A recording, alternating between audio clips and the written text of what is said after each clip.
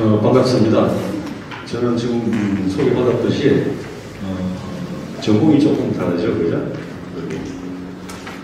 원래 전공하는 바는 무역학에서 수출 분야 쪽으로 전공을 하면서 연구 발표하고 그런 틀인데, 요 근래 몇 년 동안 이제 K 콘텐츠에 대한 관심을 좀 가지고서 우리나라가 K 콘텐츠 수출을 확대할 수 있는 그런 문제를 좀 발표를 했었어요.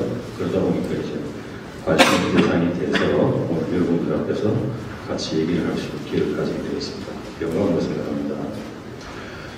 제목을 먼저 보고 얘기를 좀 하자면, 동남아시아를 대상으로 하고 있습니다. 동남아시아 이제 여러분들도 잘 알겠지만 중심된 국가라고 하면 아세안이라고 있습니다. 동남아시아 국가연합이다라고 하는 경제 블록을 형성하는 국가인데 총 10개 국가가 형성이 되어져 있죠.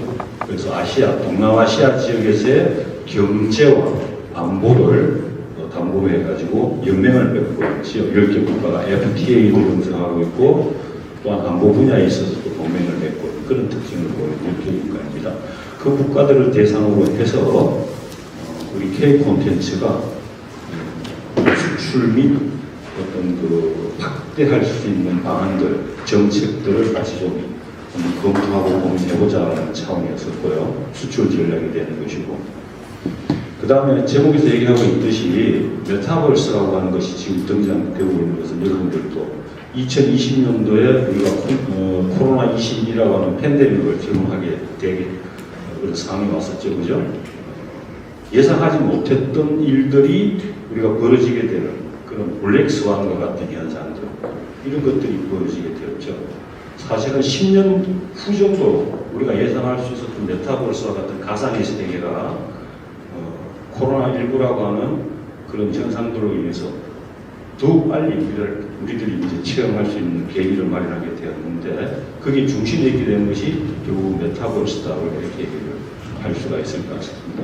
그래서 K 콘텐츠는 결국에는 결론적으로 얘기를 하자면 메타버스와의 결합을 통해서 해외 시장 진출에서의 그 역할이 더욱 정대될 것이다, 이런 얘기를 할 수가 있을 것 같아요.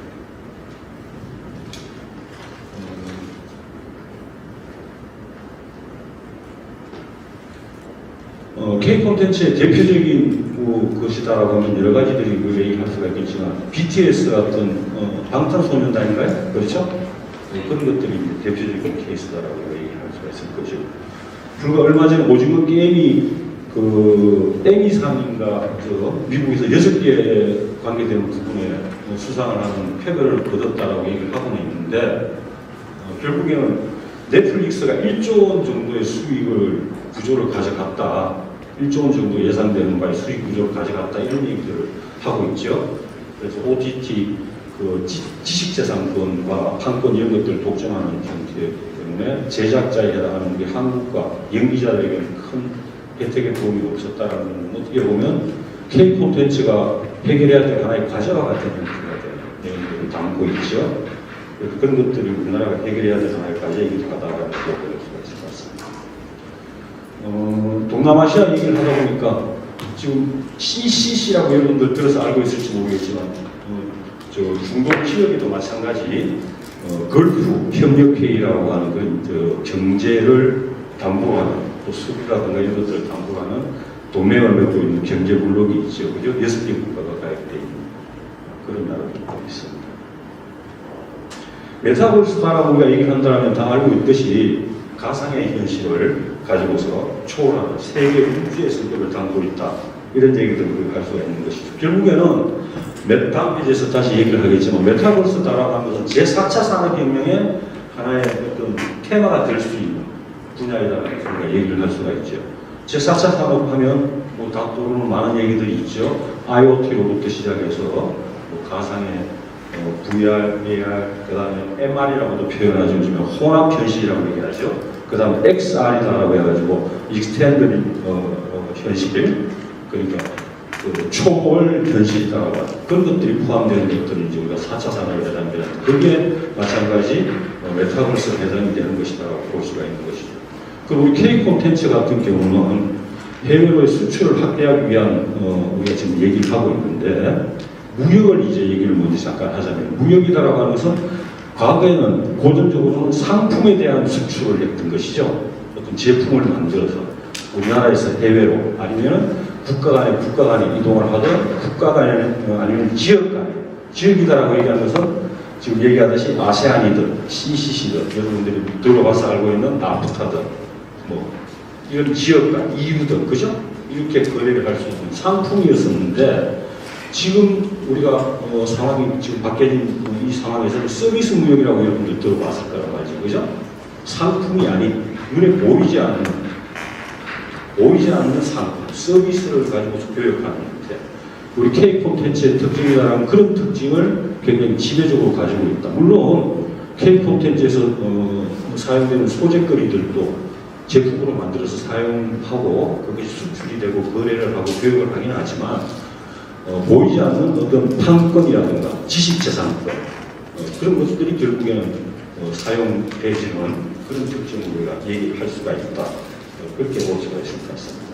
우리나라가 콘텐츠 산업이 2020년 기준으로 해가지고 볼 때 연평균 18.7%가 성장하는 성과를 이뤘다고 해요. 타 산업들에 비해서는 18.7%는 굉장히 크게 성장한 수출이 정제되는 효과를 가져왔다고 얘기를 할 수가 있을 것이죠. 마찬가지 중국이다라고 하면 우리나라에 대해서 한한령이라고 얘기를 하고 있죠. 한국에 대해서 제한 명령이라는 뜻을 가진 한한령의 어떤 조치를 취하는 상황 속에서도 중국의 문화권을 제외한 다른 지역으로의 우리 K 콘텐츠는 크게 확장되고 성장하는 특징을 보여주고 있다는 것이고 그 중에서 가장 두드러진 지역이 아세안 지역, 지금 얘기하고 있는 동남아시아 지역을 얘기하는 것이다. 그렇게 볼 수가 있을 것입니다.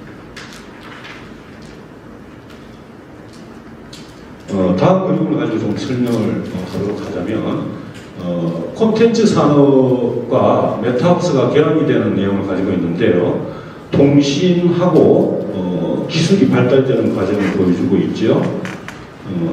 2G에서 3G로부터 4G, LTE라고 얘기하던 1990년대에서 2000년대 초반까지를 얘기하는 그 다음에 지금 현재 분들이 다 사용하고 있는 디바이스가 5G에 해당이 되는 것이고 지금 다시 도래되기 시작하는 것이 6G에 해당하는 그런 형태가 되는 것이죠. 5G와 6G의 차이는 뭐 여러 가지 속도에서부터 안전성에서부터 위험을 커버하는 능력에서부터 차이가 굉장히 크다는 것을 여러분들도 다 알고 있을 내용이라고 생각합니다.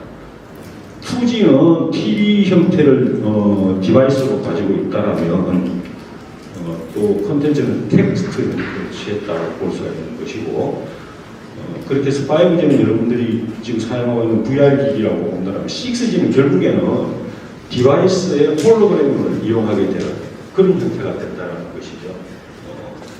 저 5G가 VR 콘텐츠 이런 것들을 가지고 있었다라면 6G는 확장현실이라고 하는 좀 전에 얘기했었죠.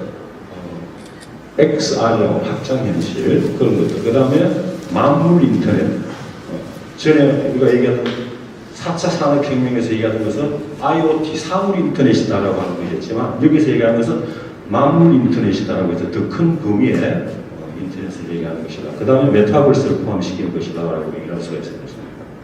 그래서 플랫폼으로서 보게 되면 5G하고 달리 6G에서는 로플록스라고 해서 미국의 청년층들이 대표적인 그 플랫폼이 되는 메타버스의 로플록스라고 하는 미국의 청년 이하의 아동 대층들이 실제 만들어진 게임을 가지고 사용하는 것이 아니라 직접 게임을 만들어서 거기에 게임을 하고 그걸 통해서 수익을 창출하는 그런 것이 있다면 우리나라에서는 대표적인 또 하나가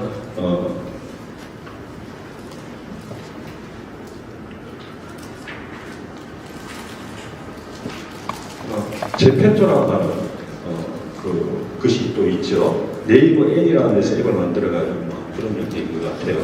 우리나라의 대표적인 것이다라고 말씀하실 것이고 그 다음에 가상자산의 암호화폐에서 거래되고 있는 특징의 것에 얘기를 몇 가지 하게 되면 디센트럴랜드라는 것이 있죠. 그러니까 그 디센트럴랜드라는 것은 부동산을 가합으로 만들어서 사이트상에서 앱상에서 거래를 하고 그것으로 금전화하는 것을 우리가 알고 있죠. 그 다음에 일본의 손정희 회장이 많이 투자해서 하고 있다는 샌드박스와 같은 것도 해당이 되는 것이고, 카카오 게임즈에서 직접 투자해가지고 지금 활발하게 기업이 활성화되고 있는 보라라고 하는 것입니다. 그래서 가상자산, 암호화폐 시장에서 거래되는 대표적인 뭐라 그럴까요? 메타버스와 관련되는 것들은 디센트럴랜드, 보라, 그 다음에 샌드박스 이런 것들이 특징을 갖는다고 얘기할 수가 있는 것입니다. 좀 전에 이제 교수님들도 얘기했는데 지금 우리 K 콘텐츠의 그 시대적인 진행 상황이 4.0 시대라고 얘기들을 하고 있죠, 그죠? 4.0 시대는 우리 한류의 신한류 시대라고 이렇게 표현을 하죠. 교수님 제 입장에서 이제 얘기는 그래서 결국 4.0 시대가 더 진화되어서 지금 5.0 시대로 가고 있다라고 우리가 얘기를 해야 되는 것이라고 보여지고, 그 5.0 시대라고 하는 것은 5G 형태를 취한, 그래서 거기에서 활성화될 수 있는 여러 가지의 문화라든가 여러 가지 체험들이 포함되는 것이다라고 얘기한다면 제 입장에서 주장하고 싶은 것은 이제는 5G의 5.0 시대에 6차 산업이다라는 것을 접목을 해야 되는 시대가요. K 콘텐츠는. 그럼 여러분들 6차 산업이라는 얘기는 들어는 봤을 거라고 얘기를 하는데, 우리가 가장 많이 적용해서 사용하는 대상이 농업을 얘기하는 것입니다. 6차 산업이라는 것은. 왜 6차 산업이라고 하면 농업을 생산해서 산출해서 만들어내면 그게 1차 산업이 되는 것이죠. 그죠? 그런데 그걸 가공을 하고 유통을 하는 형태가 되면 그게 2차 산업이 되는 것이죠. 그래서 그것을 판매하는데, 판매를 그냥 하는 것이 아니라 여러 가지의 문화 체험을 통하든 어떤 이벤트를 만들든 해서 더욱 확대되는 판매를 만들어 나갈 거 아닙니까? 그렇겠죠? 3차 산업이 될 것인데, 그래서 3차 산업이 될 것인데, 그래서 1차 플러스 2차 플러스 3차를 더하면 몇 차가 됩니까? 6차가 되는 것이죠. 그래서 우리가 6차 산업이다라는 얘기를 하죠. 농업의 대상으로 해서 그렇게 많이들 표현들을 합니다. 우리 K 콘텐츠도 마찬가지, 지금 교수님들이 얘기했던 4.0 시대를 이제는 벗어나서 5.0 시대로 가야 되는 것이다라고 보고, 그것은 메타버스가 결합되는 형태. 그래서 K 콘텐츠도 진화하고 메타버스도 진화하는 그런 시대적 상황에서 K 콘텐츠는 결국 5.0 시대를 지향하면서 6차 산업으로의 방향을 설정해야 되는 시점에 와 있다는 것이죠. 우리 K 콘텐츠가 1.0 시대 시작 시점으로 해서 2.0에 활성화되는 시대, 그런 1, 2, 3.0에 해당하는 시대에 플러스 되는, 그게 1차 농업에서 2차 산업에 해당되는 것이다라고 얘기한다면 4차, 5차는 2차 산업에 해당되는 메타버스가 추가되는 그런 5.0 시대는 결국 우리 K 콘텐츠도 6차 산업의 농업과 같이 1.0 시대로부터 6.0 시대가 다 아우러질 수 있는 그런 6차 산업으로 메타버스가 우리 K 콘텐츠가 메타버스와 결합을 할 때 그 수출이 더 확대될 수 있을 것이다, 이런 얘기를 할 수 있을 것 같습니다.